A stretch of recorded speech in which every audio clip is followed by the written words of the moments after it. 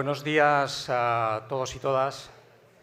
Los que conocéis el funcionamiento del Síndic de Greuges sabéis del carácter antiformalista que se predica de todas nuestras actuaciones. Incluso la legislación que nos regula no se exime de sujetarnos a los mandatos de la Ley de Procedimiento Administrativo. Este carácter antiformalista que queremos aplicarlo a todas nuestras actuaciones también lo aplicamos aquí. Hace algunos años que decidimos acabar con las inauguraciones, con autoridades, etcétera, y pasar directamente al tema que os interesa a todo el mundo. Hoy vamos a hacer lo mismo. Así que yo os voy a decir nada más que un par de cosas. Primero, muchas gracias por estar aquí.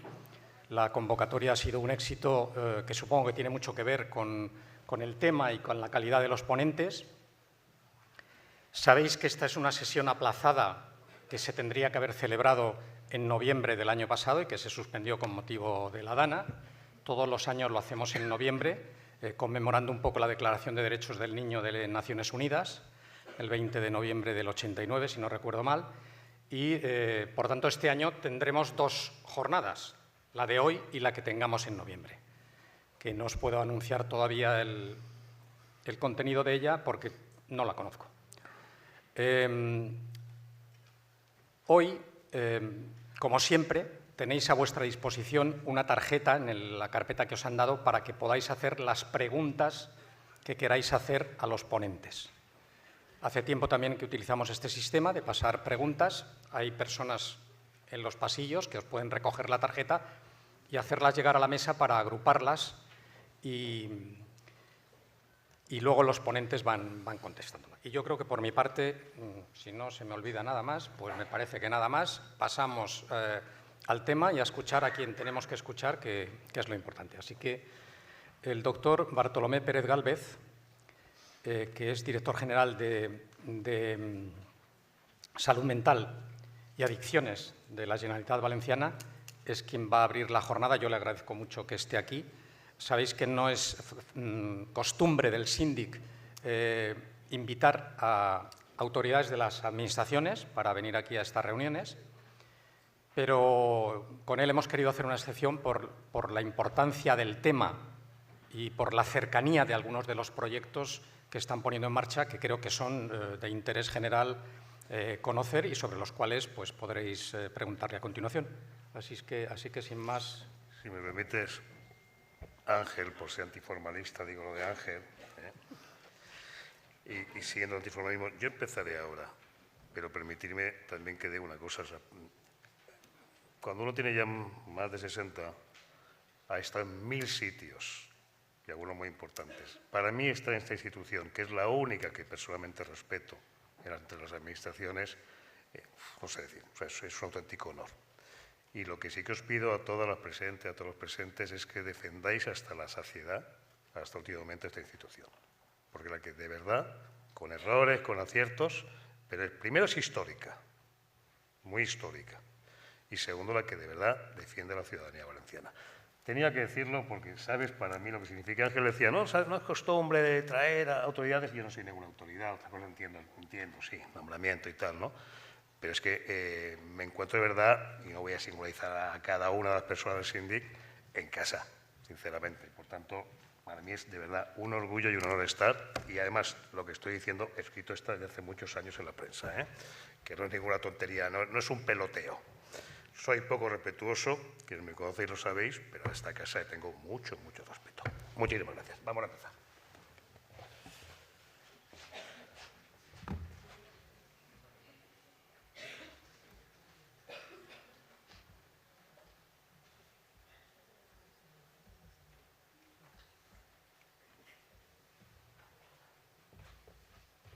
Bueno, voy a hablar desde acá, como decía antes Ángel, por un motivo básicamente visual, porque ni con gafas soy capaz de ver eso, ni tampoco esto.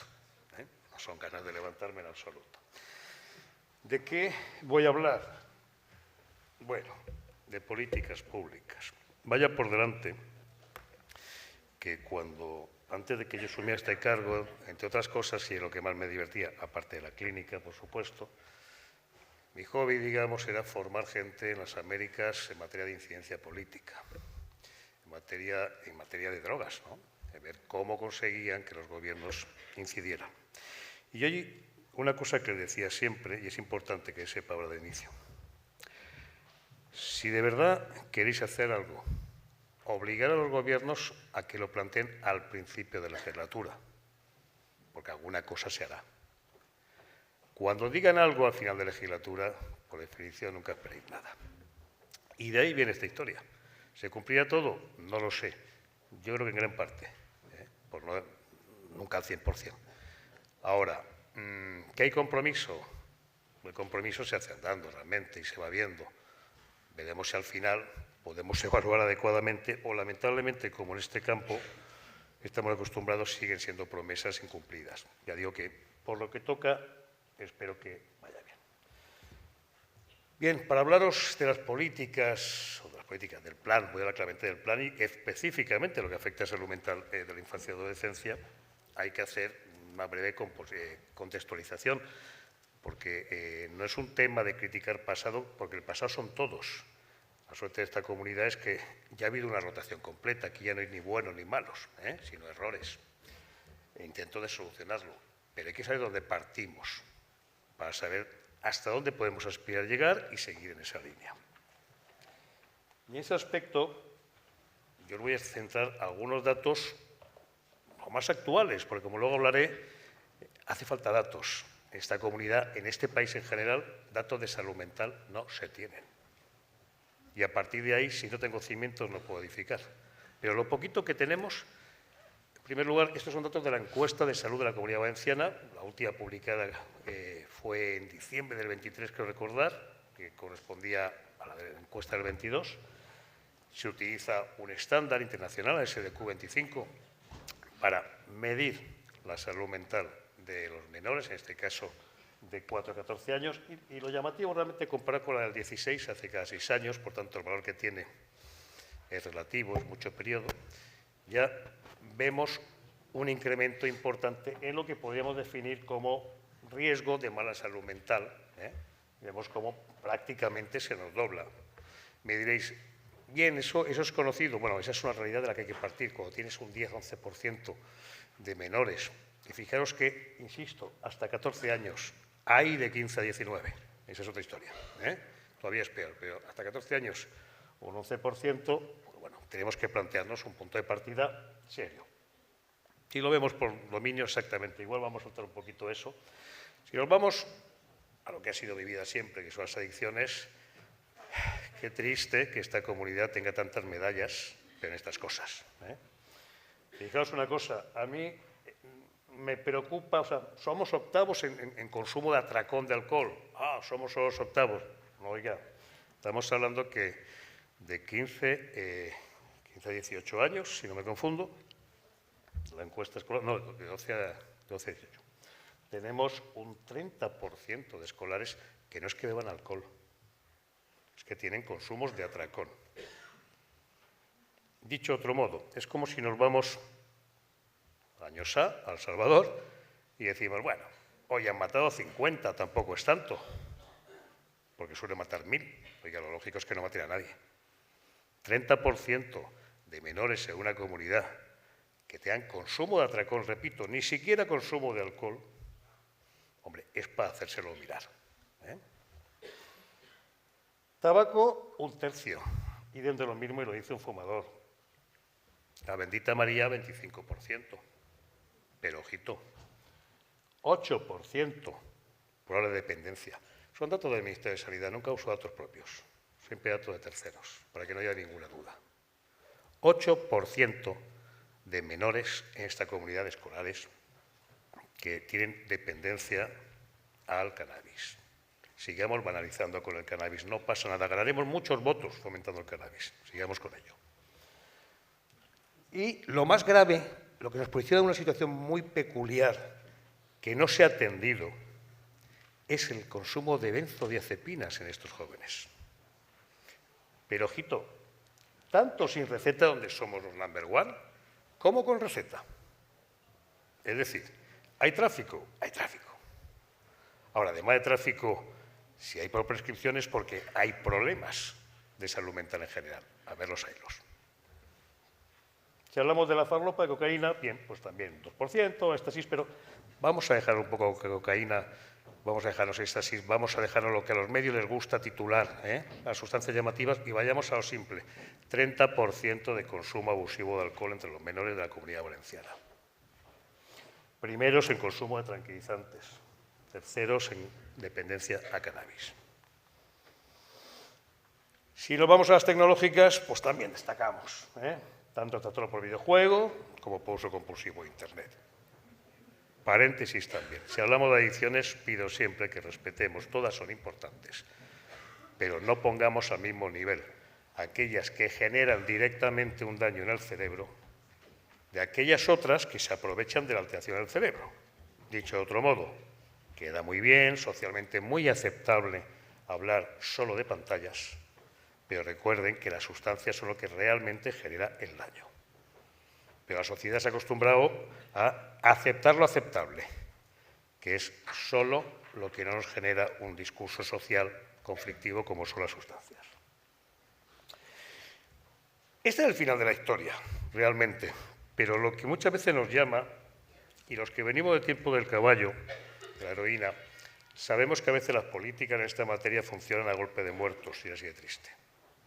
Este es el incremento. Mirad, cuando se habla de suicidio, para que no nos engañen con tantos datos, podemos hablar de tasas de consultas por ideación autolítica. Bueno, una sociedad donde hay cierto efecto de alarmismo, donde hay una medicina defensiva, donde a la mínima que te digan el niño se quiere morir, pones ideación autolítica para evitarte problemas, pues es lógico que tengas una tasa muy alta. Nos pueden confundir con otra tasa, que es la de suicidios consumados. El suicidio consumado pasa por un filtro que es muy importante, que es el rescate, que es la atención sanitaria. Es decir, puede haber miles de personas, pero evidentemente si tengo un buen sistema sanitario me va a rescatar. Y eso lleva a que nosotros no destaquemos precisamente en suicidios consumados. ¿Cuál es el índice o el indicador que uso yo personalmente? El de personas que han sido ingresadas, porque esto lleva ya muchos filtros, ya no es me quiero morir, me quiero suicidar, ya tengo que pasar el filtro de ir a urgencias y que en urgencias consideren que me tienen que ingresar. Personas donde la ideación autolítica o el intento de suicidio está en alguno de los diagnósticos, porque hay otro error.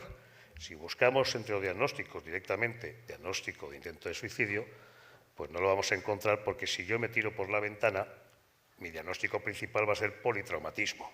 Y dentro de mis diagnósticos estará el intento, ¿no? Bueno, pues con ese indicador, que entiendo que es lo más crudo, lo más fiable, esta es la tendencia en en población, toda la población. Son casos, aquí no hablamos de estadísticas, en la Comunidad Valenciana. Primera gran mentira. La pandemia nos hizo mucho daño, por supuesto, pero el problema venía de antes.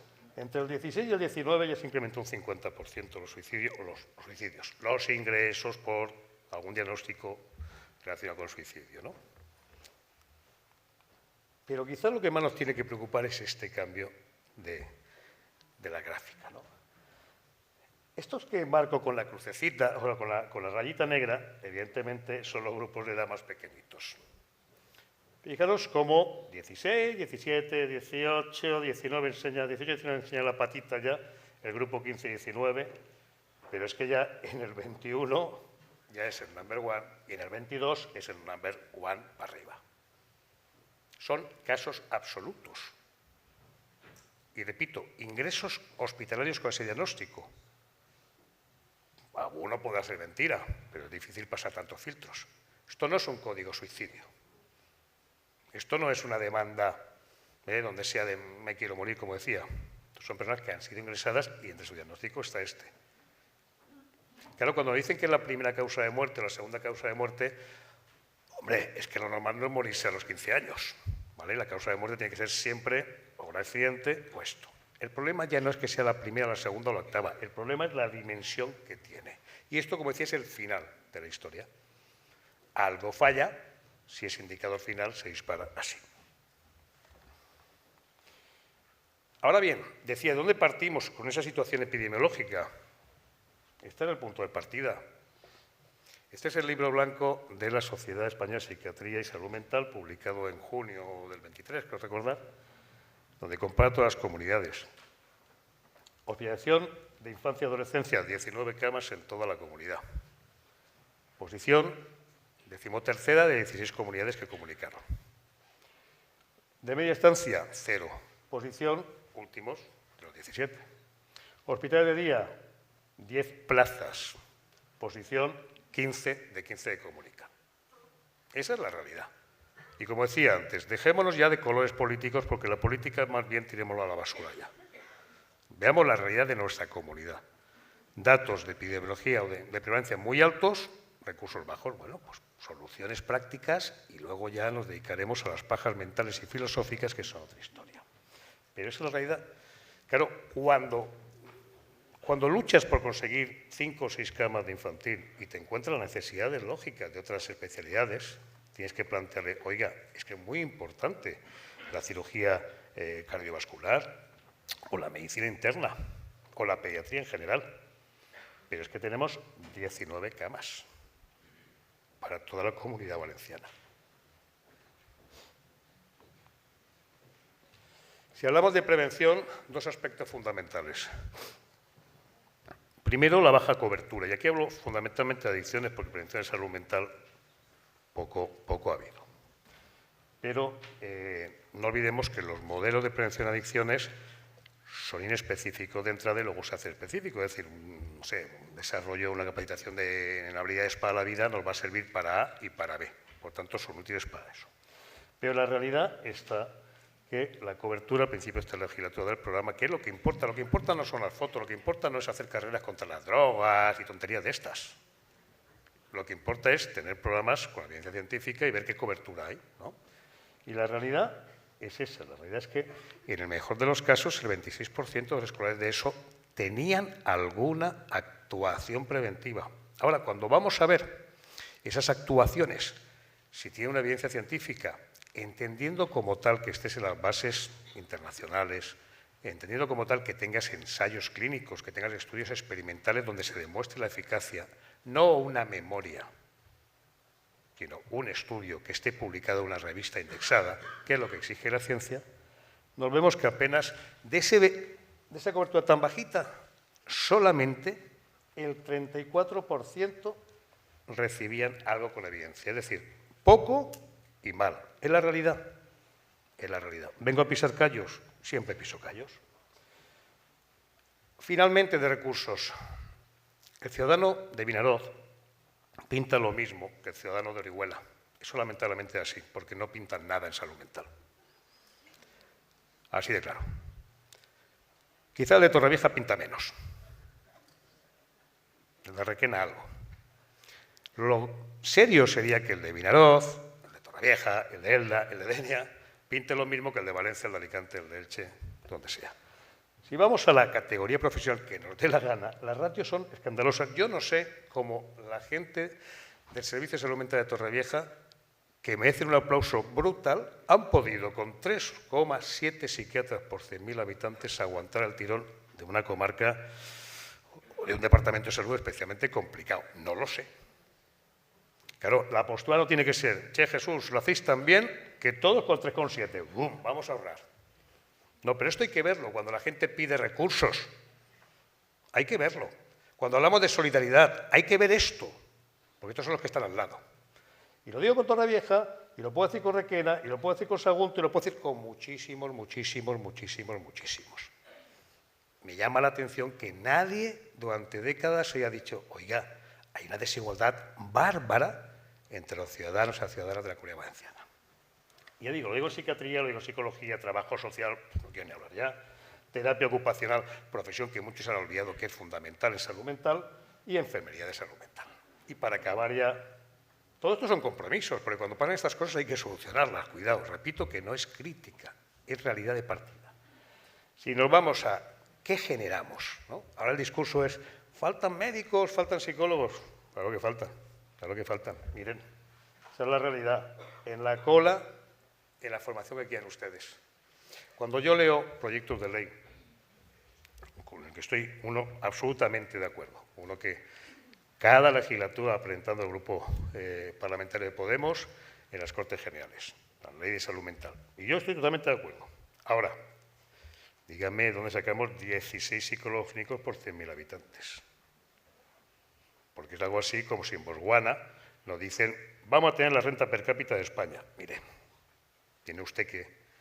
Yo hice un cálculo una vez un poco así guasón, y es que con los tiempos que teníamos y con la fabricación que había de especialistas, calculaba que para tener esa tasa, que es la tasa idónea, haría falta como 90 años condicionado a que todos los psicólogos clínicos que estén en la privada trabajen en la pública obligados.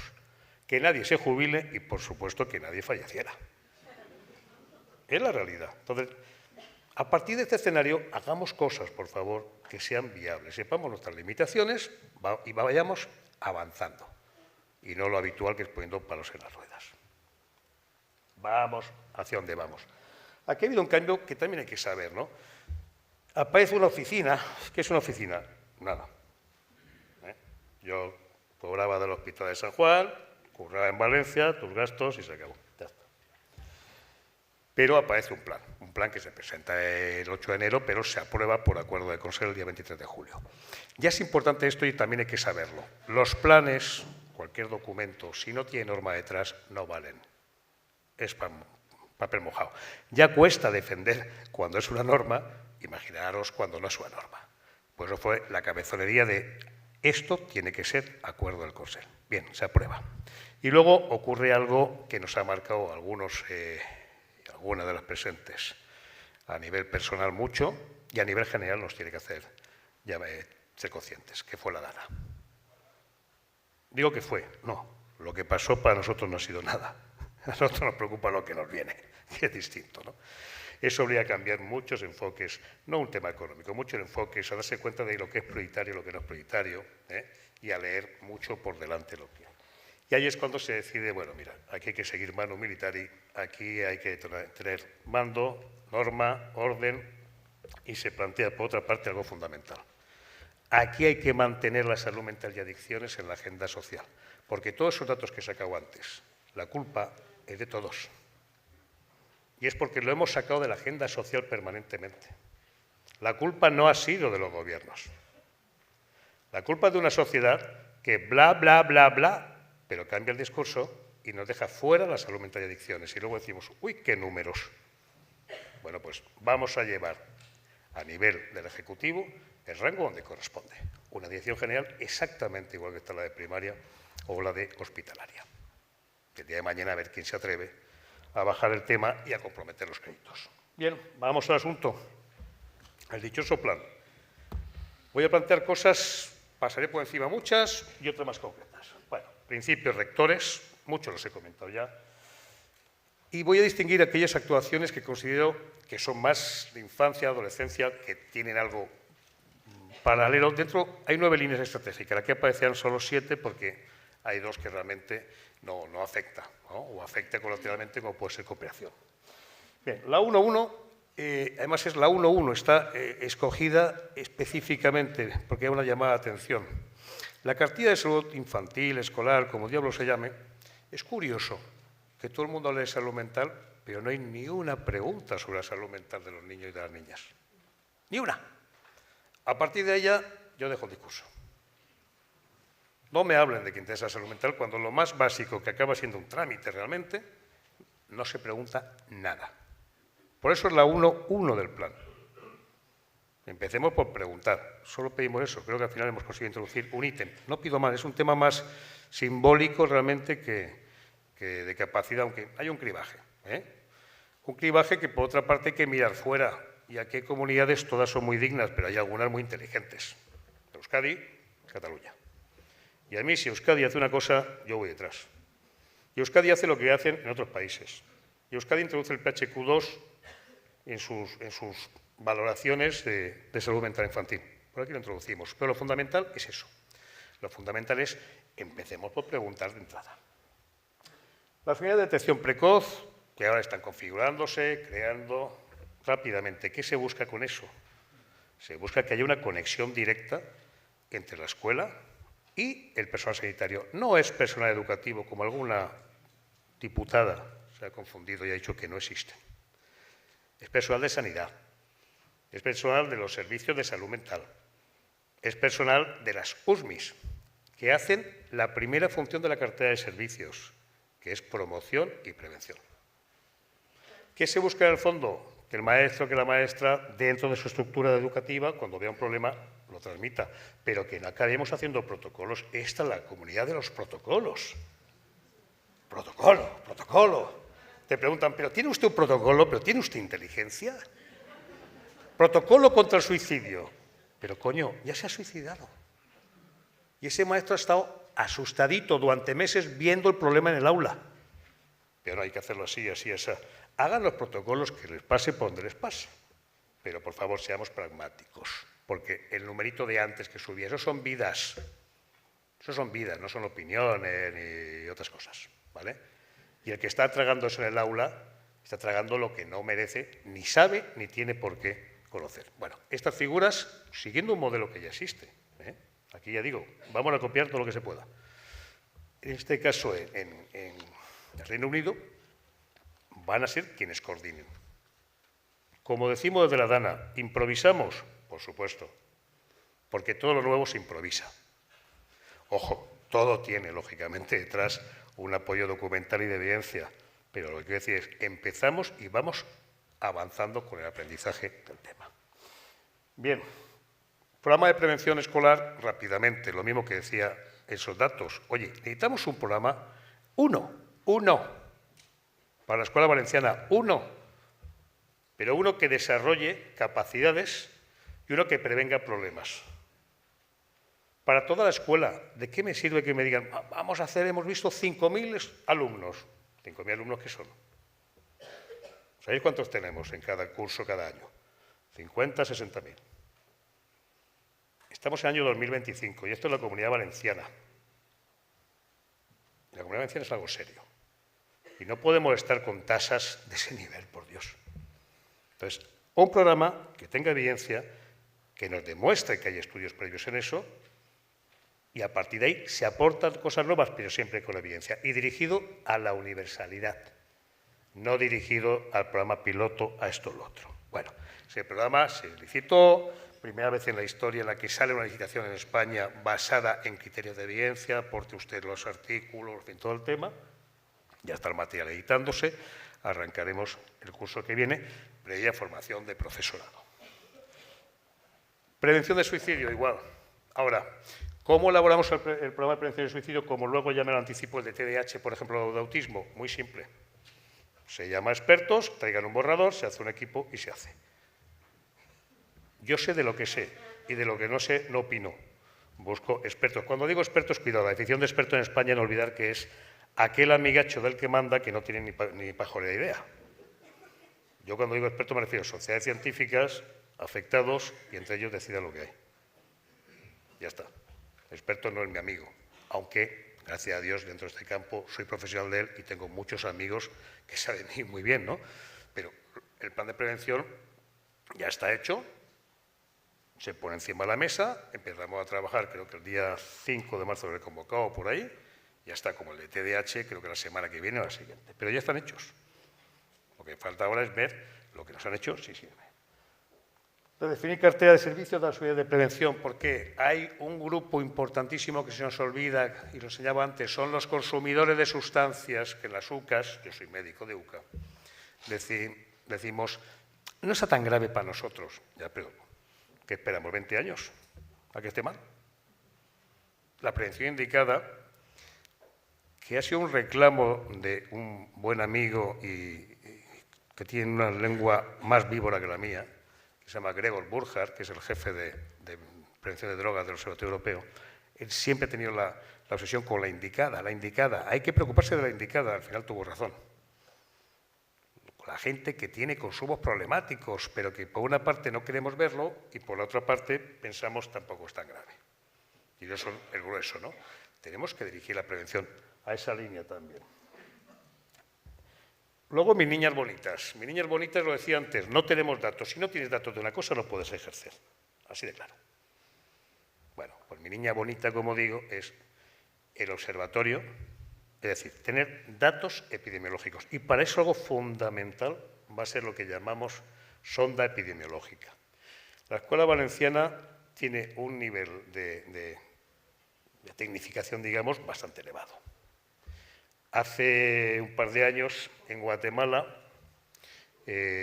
bueno, se nos ocurre hacer una cosa, bueno, aquí en Guatemala estoy hablando, ¿no?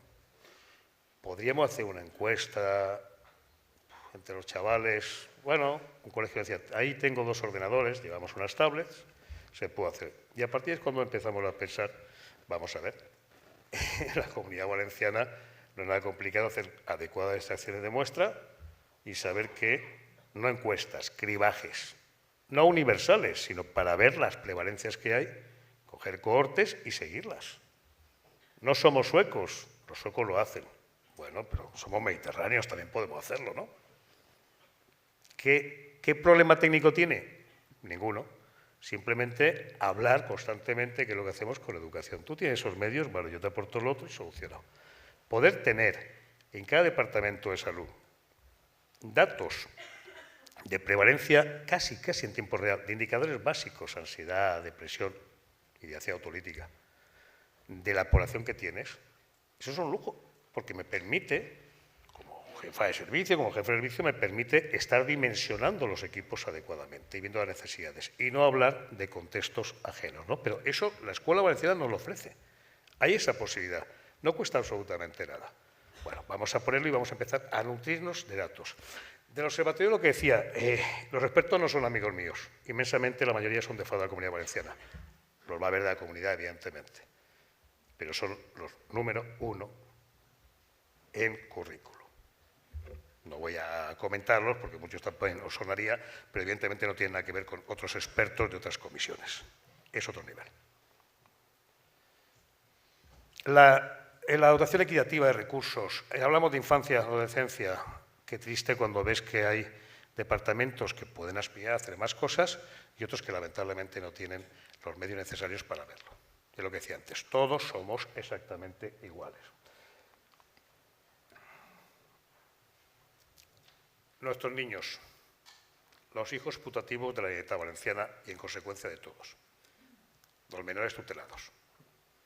Esto va a tener una actuación distinta, y lo digo claramente, distinta y no sé cómo llamarle, privilegiada, dentro de la desgracia que tienen, poco privilegio, pero son nuestros hijos, los nuestros, de la institución Generalitat Valenciana y de todos los valencianos y las valencianas. Estos niños, y no voy a comentar aquí delante de la gente del SINGRI, ¿no? Porque saben bastante más que yo el tema, pero estos niños no llegan a esos centros por amor al arte. Estos niños ni siquiera se parecen a los de, no sé, los hospicios de antes. Han fallecido papá, mamá. Estos niños llegan ya con su paquete de trauma detrás. Si hablamos de Dana, estos llevan la Dana puesta ya de inicio. Y posiblemente el sitio donde están les genera más Dana todavía, más trauma.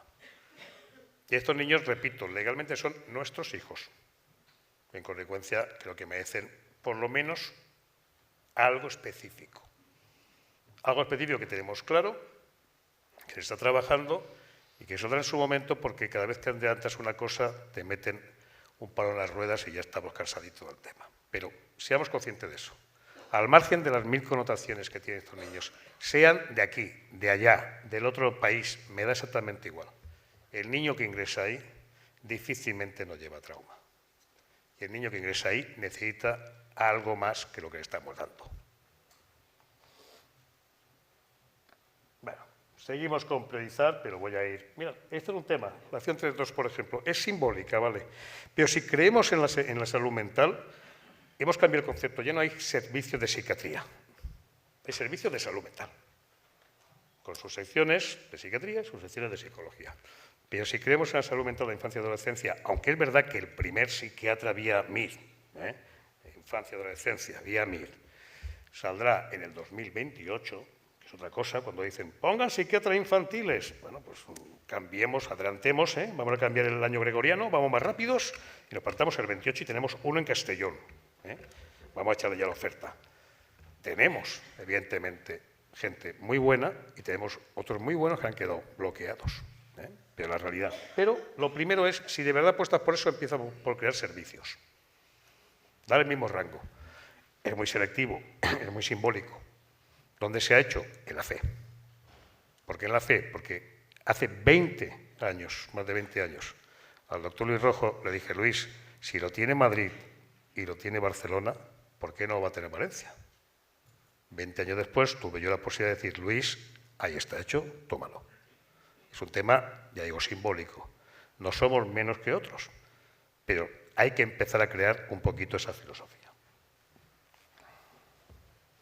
Bien, no os voy a liar con... Bueno, sí, esto de los 23 hospitales de día, sí. Al llegar me encontré que había un mercado absolutamente vergonzoso que algunos de los presentes conocen bien, de derivaciones por debajo, de niños que se perdían de la asistencia, los mandabas a X centro, a Y centro, unos serios, otros menos serios. Pero encontramos que, bueno, que había sido externalizada sin ningún contrato gran parte de asistencia a la salud mental de la infancia y la adolescencia, sin seguimiento muchas veces. Encontrábamos chavales que estaban en hospitales de día no acreditados como tal, durante años, incluso muchos, que entraban como niños, se mantenían ya como adultos. Que ciertas entidades, que insisto, por temas legales, para que no me denuncien, no voy a citar, pues se permitían que cuando llegaba derivado, ese paciente o ese chaval acababa en otras provincias ingresado sin que nadie lo hubiera autorizado. La consejería pagaba sin ningún control, ¿no? Yo no soy defensor ni de lo público exclusivamente ni de lo privado. Lo que sí que soy defensor es de la seriedad clínica. Al encontrarnos esos, al encontrarnos algunas dudas de posibles conflictos de intereses entre algunas personas, ¿no? Y al encontrar sobre todo lo que hice el 6 de enero con toda la mala fe, a las 20:58, a 4 centros o 5 les mandé un escrito como regalo de Reyes, diciendo, vamos a ver, en su centro he detectado que a fecha de tal tiene usted 177 personas. En plan guasón, os diría que dije algo así como, ¿qué tiene usted? ¿El Mestalla? Porque no caben 177 al mismo tiempo. Pedí los metros cuadrados, pedí los profesionales, claro. Pensé, si una de mis hijas estuviera atendida ahí, yo me muero. Y esa es la realidad. Bueno, todo eso que se ha hecho. Algo que ya se hizo en el pasado, por ejemplo, con daño cerebral adquirido. Año 2018. Insisto, para que veáis que no son ni unos ni otros. Se hizo muy bien. Mismo mercado, misma situación. Oiga, licitación pública y se acabó. Ya está. Y estas son las exigencias. Y no lo que usted me ofrece a mí, es lo que yo le digo que quiero de usted. ¿Por qué se hace, y aprovecho, por qué se hace por privado y no se hace por público? A ver, antes de opinar de público y privado, aprendamos un poquito lo que es la gestión presupuestaria. El capítulo 1 puede subir lo que puede subir. Así de claro. A mí nadie me va a decir si soy pro público.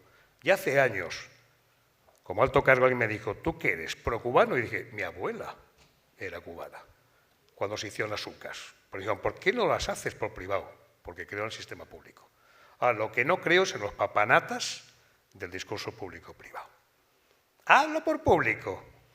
Por público no se puede incrementar más el capítulo 1. Tendría que incrementarlo lo básico. Segundo, si no tenemos profesionales, habrá que aprovechar la compatibilidad público-privada del profesional, no de la empresa. Yo no puedo tener 2 puestos públicos, pero sí que puedo trabajar en lo público y en esto regulado. O sea, cuando la gente viene con el discurso público-privado un poco casposo ya, sobre todo en esta comunidad, muy casposo, tengo que decir, tiene que darse cuenta del punto de partida y de cómo podemos llegar. Independientemente que ojalá todo fuera público y serio, porque las dos cosas a veces son complicadas. Bien, os decía que si el suicidio era importante, creo que hay una deuda pendiente de la Administración con esta institución, porque de aquí emanó, y es tener un plan específico de TDAH, y ese plan, como decía, ya está redactado por los especialistas y ahora con las entidades se va a poner encima de la mesa y el compromiso es antes de que llegue verano que esté aprobado. Al menos es lo que le he exigido a profesionales y a las entidades. Acordad lo que sea, yo, si queréis que sea sincero, soy yo quien lo he enviado, no lo he leído. porque me parece más justo. No lo leas, envíalo y que decidan. Y luego es cuando tú ves cómo ajustas lo que hay. Bien, saltaré algunas cositas. Otro aspecto fundamental. Y toca la adolescencia. Bueno, sí, adolescencia sí. Los primeros episodios psicóticos.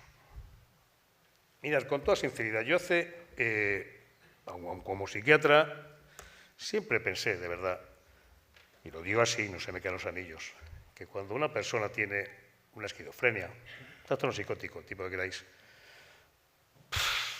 esto va a ir mal. Hasta que vi el trabajo que hacía una persona, que no voy a singularizar porque la conozco bien y sé cómo le pondría, que está aquí presente, y empecé a ver cómo se trabajaba con chavales en los inicios, en los pródromos, los primeros episodios psicóticos. Y yo pensé, esta está chota. Y seguí viéndolo. Y yo empezaba a dudar de los diagnósticos. Decía, pero estos chavales están maravillosamente bien. Al final, un cuadro o un trastorno psicótico, pues como decía Kraepelin, que es una demencia precoz. Vamos a intentar demorar todo lo posible. No hagamos lo que estamos haciendo de, mire, tiene usted la enfermedad, tome esto, se va a inyectar el niño cada X tiempo y solucionado. Que ganen vida, porque quizás no van a ser como las películas, quizás no van a ser premio Nobel, pero van a conseguir tener un nivel de desarrollo cognitivo que les va a permitir tener una formación, una capacidad y poderse mantener. La seguridad de primeros episodios psicóticos es la otra niña bonita. Es necesario. Si hablamos de trastorno mental grave, esa es la prevención, entre comillas, del trastorno mental grave. Conseguir que esos estados mentales de alto riesgo no sigan evolucionando hasta que tengamos ya cuadros psicóticos instaurados y que entonces discutamos del discurso típico en esta comunidad, que siempre ha sido lo mismo, los crónicos. Oiga, que no haya crónicos, por Dios, que no haya necesidades, digamos, para los crónicos. Entonces, esto es fundamental. Para otros lo fundamental es la ambulatoria, la hospitalaria y esto. Así de claro. El resto es necesario, pero ya es secundario. Voy a ir apretando. Bueno, algo que también hay que ver, y es la calidad y los derechos humanos. Cuando digo que se violan derechos humanos, la gente le escandaliza. Yo creo que solamente la AEN comparte conmigo ese criterio. A ver, que los derechos humanos no es solamente el estar triturando a la gente, pero es falso cuando dicen que se ata a los pacientes, eso es falso, absolutamente falso, pero también es cierto que muchas veces se hacen sujeciones sin control. El trato a los pacientes muchas veces no es adecuado y muchas veces porque el profesional tiene burnout. Yo les invito a algo que yo no he hecho en mi vida. Estén 8 horas como hace una TCAE, como hace una enfermera en una planta de psiquiatría. Y díganme luego si son capaces de aguantar. Entonces nos preocupan los derechos humanos, nos preocupa acreditar, pero nos preocupa también prevenir esos temas. En droga exactamente igual, o sea, temas de calidad, digamos, estándares europeos, la acción 5.5, evaluar los resultados de lo que hay del externo. ¿Sabemos cómo van los pacientes que tenemos históricamente en comunidad terapéutica, en centro de días, en drogas? No, no lo sabemos. ¿Sabemos cómo están estos que decía, externalizados de aquella manera en salud mental? No. ¿Qué se hace? Se ha introducido, entonces lo anticipo, en el plan de inspección de la Consellería, ni de salud mental ni de adicciones, el plan de inspección de la Consellería, las inspecciones, pero inspecciones de resultados de todos esos recursos. No porque, que ya es importante, si hay dinero hay que evidenciar el resultado. No, es que aquí además de dinero, lo que va con el dinero son vidas. Siempre el dinero público hay que justificarlo, pero aquí hay que justificarlo más porque son personas. Pero es la realidad. Si me preguntan, oiga, ¿cómo va la gente que va tal centro o tal otro? No lo sé. Bueno, pues tendrán que, por lo menos, tener un indicador, comprobar qué se está haciendo. Todos sabemos en otros campos que las inspecciones son débiles. Bueno, hagamos planes aleatorios o de muestras, ¿no? Pero inspeccionemos los resultados fundamentalmente. comentaba la necesidad de las plazas. Mirad una cosa, en marzo del año 23, el Ministerio de Presidencia publica una orden, que es la Orden de Acreditación de Unidades Docentes, donde marca unos criterios que había que tener, en principio, antes del 25, ahora han sido más laxos y nos dan tiempo al 27 realmente, pero el problema está que de todas las unidades docentes y de todas las fábricas de especialistas en salud mental de la Comunidad Valenciana, solo el Hospital Provincial de Castellón se mantendría. Imaginaros lo que es perder de golpe la formación de psiquiatras, psicólogos, enfermería de salud mental, de la FE, del Clínico, del Hospital de San Juan, de Elda, de Orihuela, de todos. Esa es la situación que tenemos, así de claro. Claro, luego te autorizarán, seamos serios. Ese es el plan que nos lleva. Vamos a cumplir, de hecho ya está prácticamente en gran parte, porque eso es prioritario, todos los criterios. Claro, los criterios ¿qué es?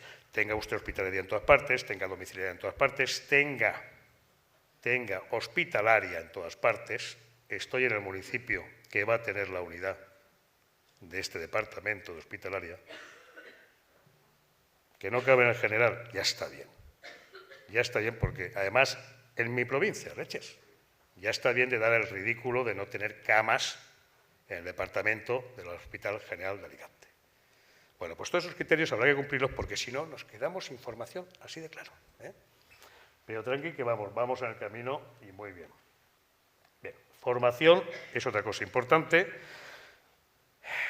El profesorado nos ha evidenciado claramente que no es que necesite, que seguro, sino que quiere tener formación. Los profesionales de sanidad también, de servicios sociales también. Pero hay una serie de sectores muy importantes que no podíamos dejar ya en manos de cada departamento que lo hiciera. Cada departamento me refiero gubernamental, o sea, de cada consellería, sino alguien tiene que preocuparse y decir, es para los tuyos, venga, por vía Cefile. Vale. Pero no te preocupes que nosotros pagamos el tema, nosotros organizamos y ya está. ¿Qué planteamiento tenemos genérico? Y creo que esto es interesante. Todas las necesidades formativas de los distintos actores que hay en cada departamento de salud, que es nuestro mapa, las van a cubrir, lo va a impartir el personal de adicciones o de unidad de prevención o de salud mental que trabaja en ese departamento. ¿Por qué motivo? Algo muy simple.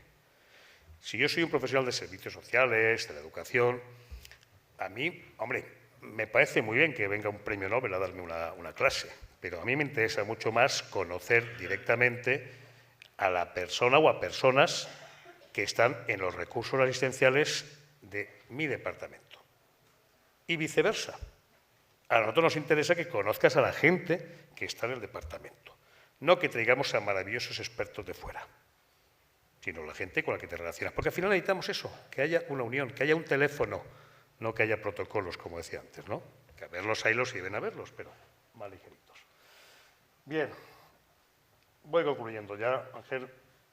Otro tema que siempre está ahí, pero que creo que hay que dar más lata.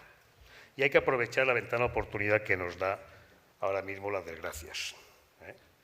Y es crear un observatorio de salud mental, o sea, de estigma. Ese decreto ya está, ya se sacó primeramente a la consulta previa y ya está, y seguimos con él.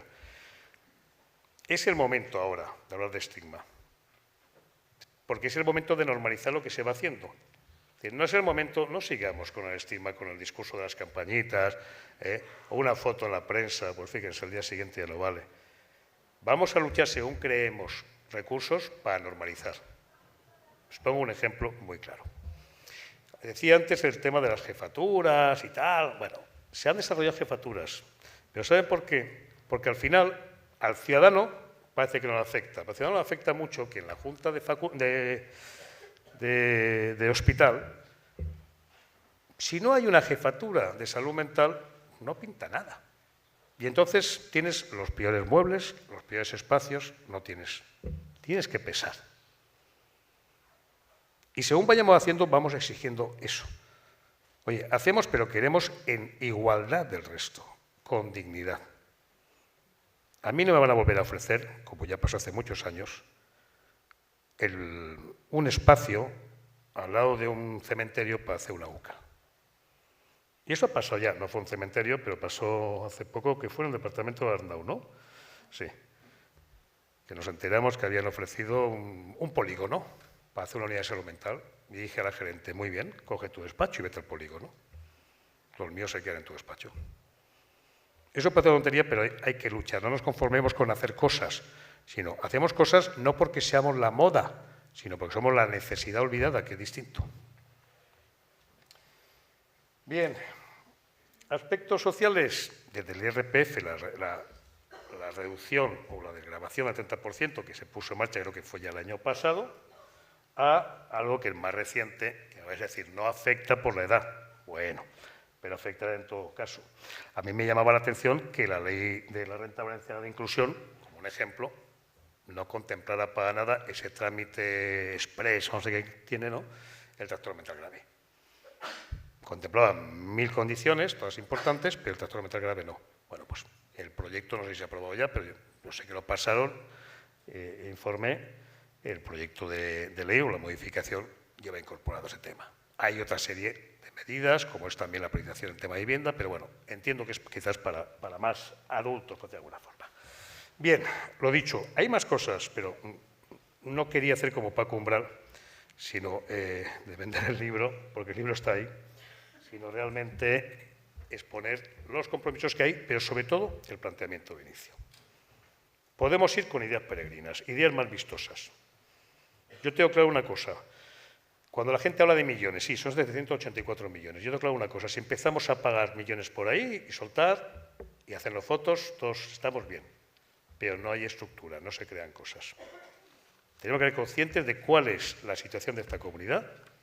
¿Qué nos diferencia, digo así, del resto de España? Y ha sido el discurso casposo.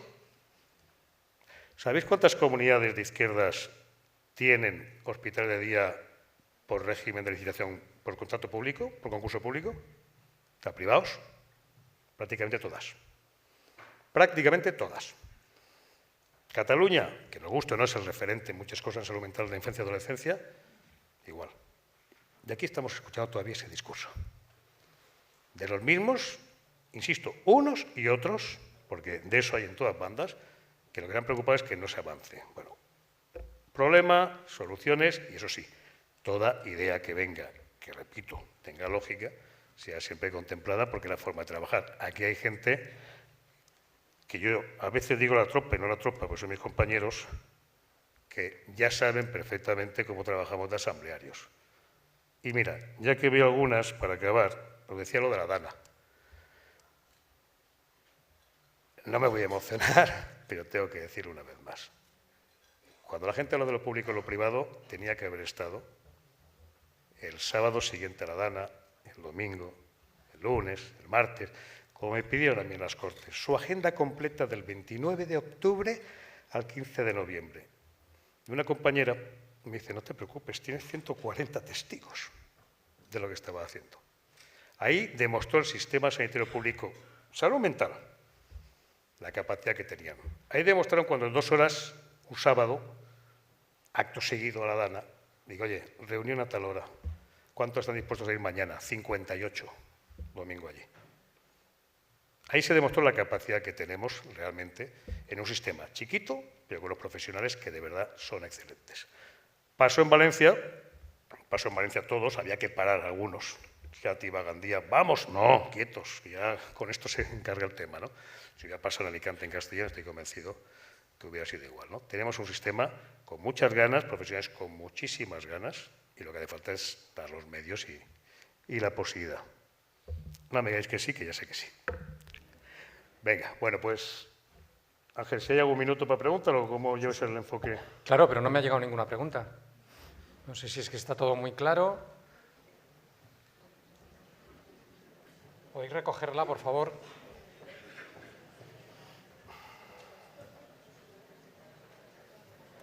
Si tenemos todavía por lo menos 10 minutos, un poquito más, o sea que si tenéis preguntas, por favor, hacerlas llegar.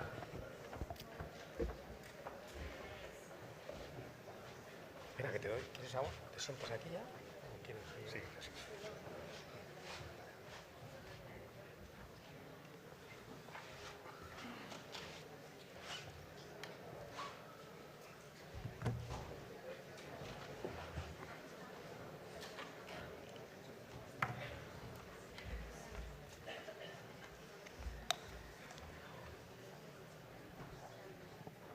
Bueno, de momento solo tengo una pregunta que dice, cuando hablamos de conductas suicidas, conductas, no entiendo muy bien la letra, autolíticas, y escuchamos frases como son llamadas de atención, si quisieran matarse ya lo hubiera hecho, ¿cómo debemos proceder ante esa actitud? Gracias.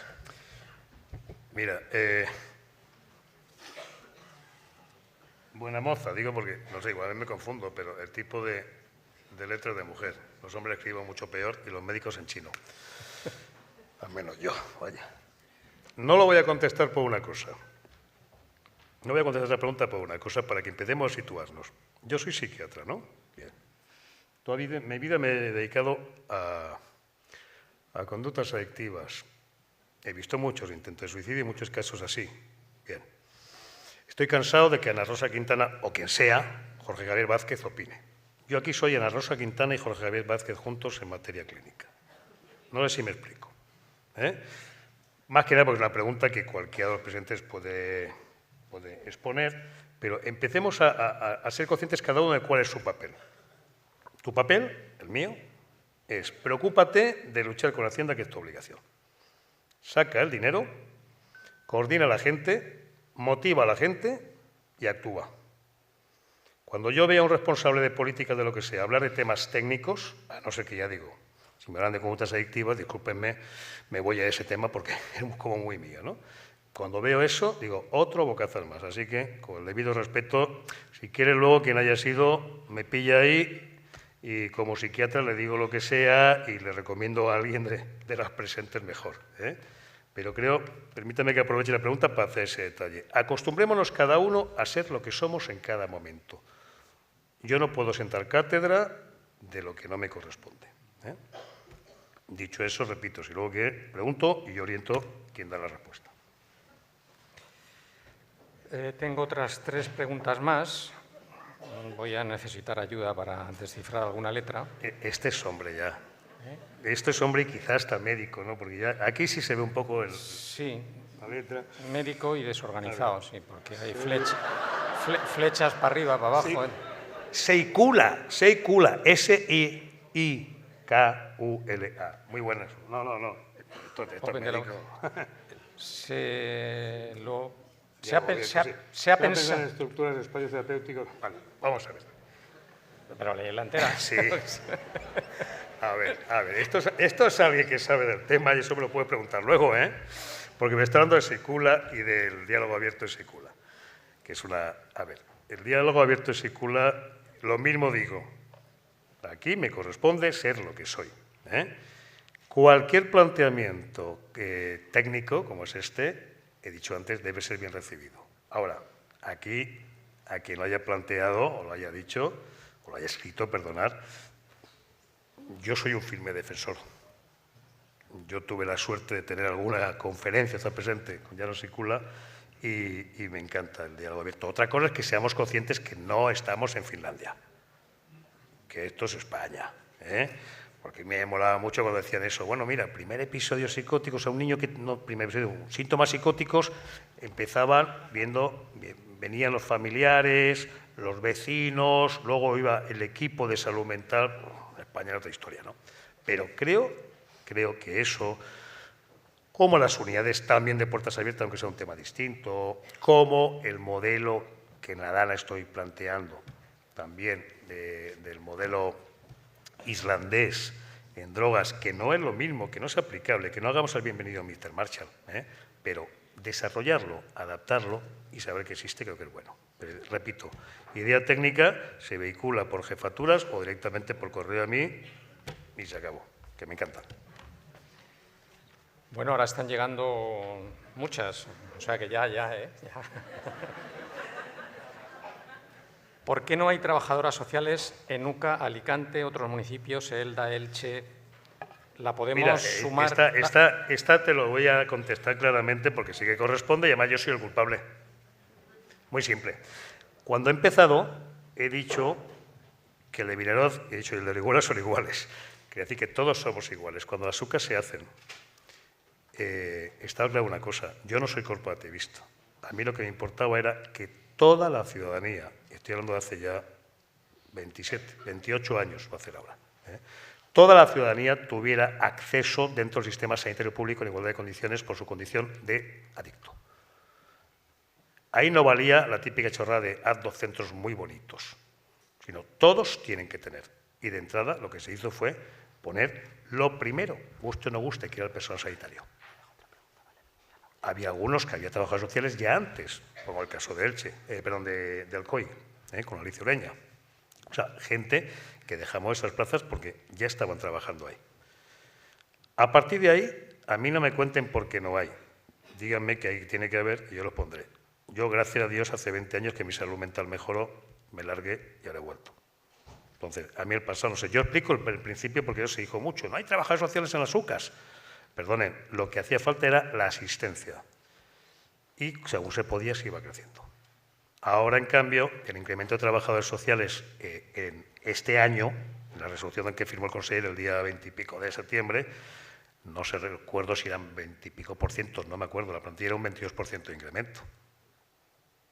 Ahora hay que ir por cada sitio.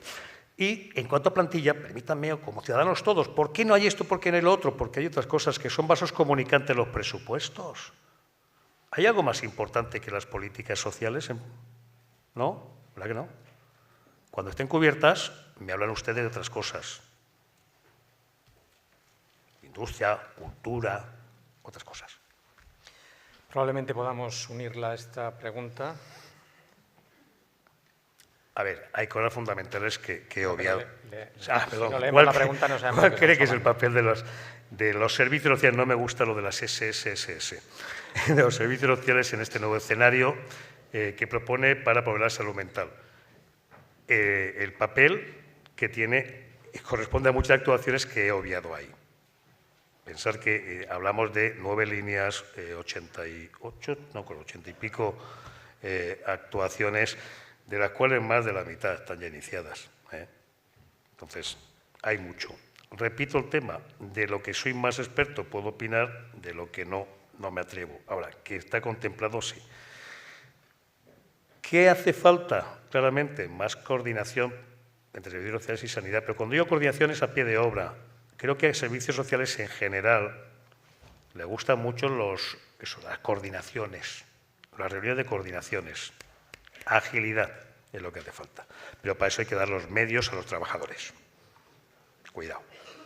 Ya digo yo, es evidente que tengo un sesgo. Soy muy contrario a reuniones de coordinación, Entonces, bla, bla, bla, bla, bla. Tiene que haber 1, 2, 3, las que hagan falta para dejar las cosas claras, pero los casos tienen que ser ágiles. Y con la educación ya no quiero ni contarlo. Telefonito, corriendo, que para eso están las unidades de detección precoz, y luego, sí, rellenamos papeles porque hay que justificar. Entonces, hay faena con eso, pero hablaremos largo y tendido la gente de la Dirección General que se encarga de servicios sociales específicamente. En las SUSMIA se están viendo muchos casos de menores con adicciones tecnológicas. ¿Se va a proceder a hacer algo preventivo en este aspecto? ¿Dónde se atienden los menores con adicciones tanto a sustancias como de tecnologías? Vale, esta sí, porque como es más de mi campo, sí que la contesto. Vamos a ver. Un menor con una adicción de lo que sea es un menor que tiene una impulsividad disfuncional. Las adicciones, con toda la importancia, y yo no le voy a quitar la mínima, obviamente, son ramas de un tronco. Ayer veía, en esos casos que hay que hacer ruta B, digamos, de amigacho, a un señor que el problema era que tenía un hijo con 20 años, gran consumidor de ketamina. Digo, a ver, cuéntame la historia del principio. Claro, la ketamina, evidentemente, era una pasada lo que llevaba encima, más otras cosas, pero ahí teníamos trastorno, un límite claramente, con muchísima historia detrás, ¿no? Entonces, la cuestión no es ver la adicción en esas edades, sino ser conscientes de eso está enseñando la patita. Las adicciones hay una ventana, como de 10 años, en adultos, entre que empiezan otros problemas de salud mental y aparecen. Entonces, primero, no enfoquemos como la adicción es el problema. Segundo, lo que decía, las tecnológicas son muy importantes, pero también son las socialmente mejor aceptadas. 30% de consumo de alcohol de atracón. ¿Dónde diablos está el control de la venta de alcohol? 8% de dependientes cannabis. Estamos hablando de menores de edad. ¿Qué hacemos con los papanatas que siguen diciendo no pasa nada? Una cosa es la libertad y otra cosa es estar fomentando ese discurso. Eso es lo que nos tiene que preocupar en cuanto a las tecnológicas. Ahora, finalmente, las unidades de prevención indicada, que he pasado, esas no las he comentado, pero sí que estaban, son las que van a estar encargadas de esos casos, que no son para machacar a las USMIs, que están para casos serios, perdonadme, serios son todos, más graves, ni tampoco el chaval se va a identificar en una UCA, porque va a decir, yo no soy como ese, yo no tengo ese problema. Entonces se van a crear, inicialmente eran 22, yo creo que al final, como hay un planteamiento de hacerlo con todas las entidades, o sea, con las ONGs que ya trabajan, vía concierto, igual nos vamos a 20 más largo, ¿no? Pero que todos los departamentos de salud tengan unidades para ese perfil específico. Pero repito, no pensemos que porque tiene una adicción, es otro tema que he pasado, que la patología dual, porque tiene una adicción corresponde a este o al otro. Hay que ver la globalidad, digamos, de la persona, ¿no? Ahora no me va a dar tiempo a todas, pero por lo menos dos más. ¿Son los consejos de salud, donde está representada la comunidad educativa, el lugar adecuado para el seguimiento de y la vigilancia de la salud mental en los institutos de secundaria y para la prevención y formación? No. ¿Y por qué digo no? Si alguien me quiere explicar, o sea, no por lo que uno sabe de un consejo de salud. Si alguien me dice pragmáticamente qué es lo que puedo ofrecer, diré sí. ¿Es el lugar adecuado para el seguimiento y vigilancia de la salud mental? Pues creo que no. Están reunidos unos señores que representan una serie de entidades y administraciones. Para la prevención e información, no.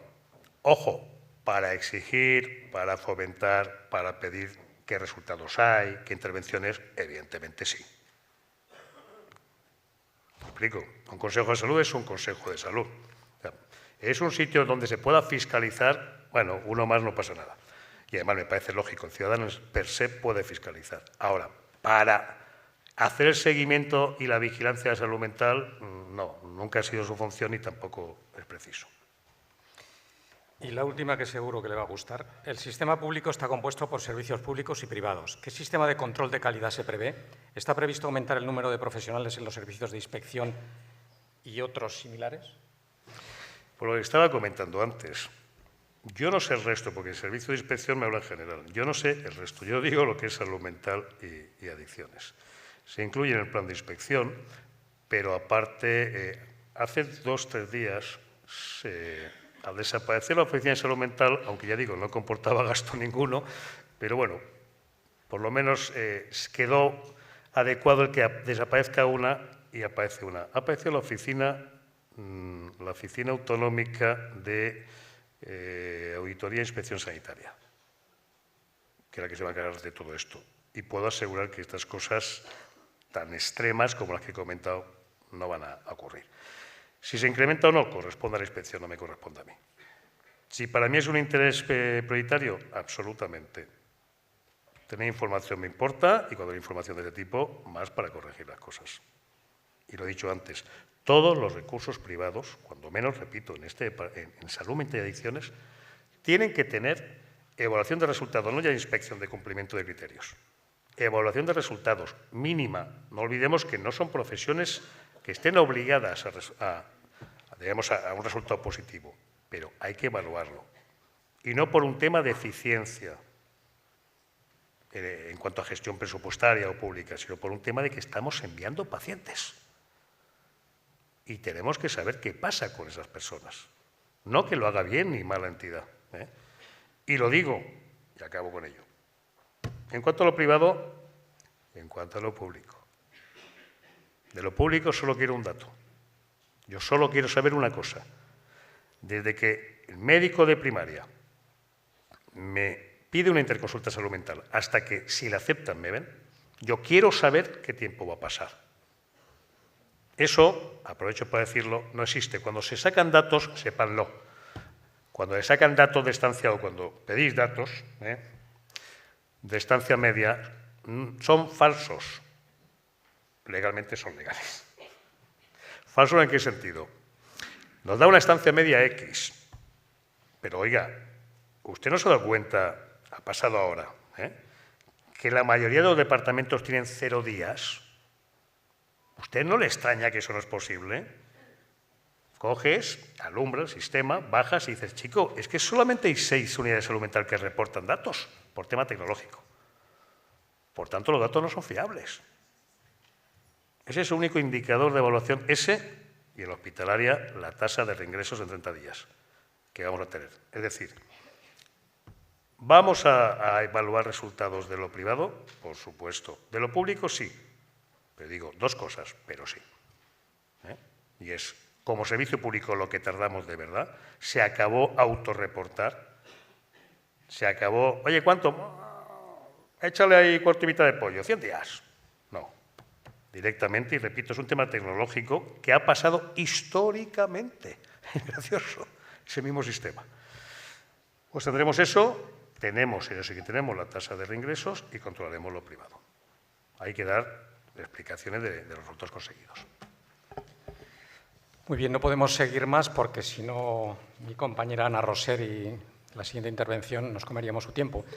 Yo le agradezco mucho a Bartolomé Pérez Gálvez que nos haya dedicado este tiempo y esta intervención tan valiosa, supongo, para todos, como va a ser sin duda para el trabajo del síndic, y le agradezco mucho las palabras de cariño que ha demostrado al principio hacia la institución que yo encarno en estos momentos. Muchas gracias. Gracias.